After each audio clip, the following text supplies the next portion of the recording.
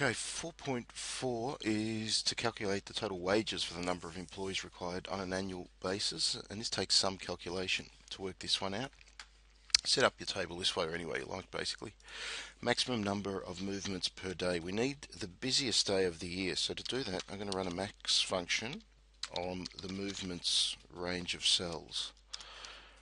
And what that movements is, I've named back to our master production schedule. Column U tells us how many movements of boxes or units there are in a given day. So we want the busiest day of the year, and on that basis we're going to employ or decide how many staff to employ. So name that whole column movements and then run a max function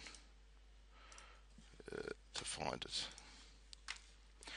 Then total moves per worker per day. This reflects the productivity of your workforce, and to do that, go back to your assignment sheet, and for me, I expect, or my target is that every worker should be able to move 2,400 units per day. So just type that one in.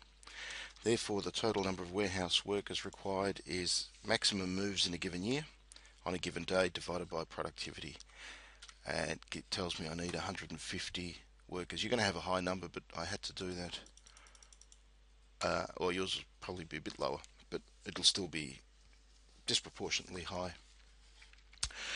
Then we want an hourly wage, and again back to your assignment sheet, and you'll see that the hourly wage for me is $21.50, so we can just put that one in. $21.50. The hours worked is going to be 8 hours, therefore the total daily wage is hourly wage times 8 hours, so $172 per day. Payroll tax. State Government of Victoria requires you to pay tax on wages that you offer to your staff. So for storage it is 4.95% and work cover insurance 3.644%. It varies with every industry, so depending on where you're working, so we'll put in 4.95%, you'll attract a different rate. So equals the total daily wages times the percentage.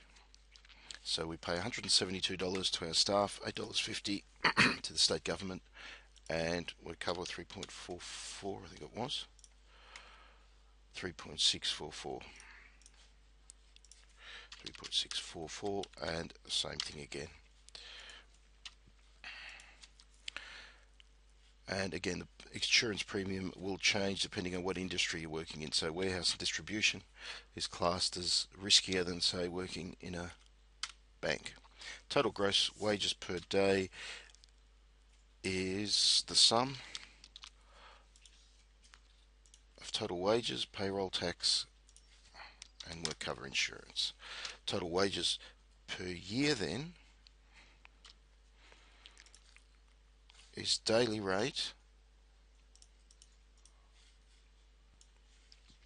is, well, before we do this actually, we have to go to the master production schedule and back to our annual production on this table, and you would have had, my numbers aren't correct so don't follow mine, if we run a sum of those we get the total number of working days in a year is 448. So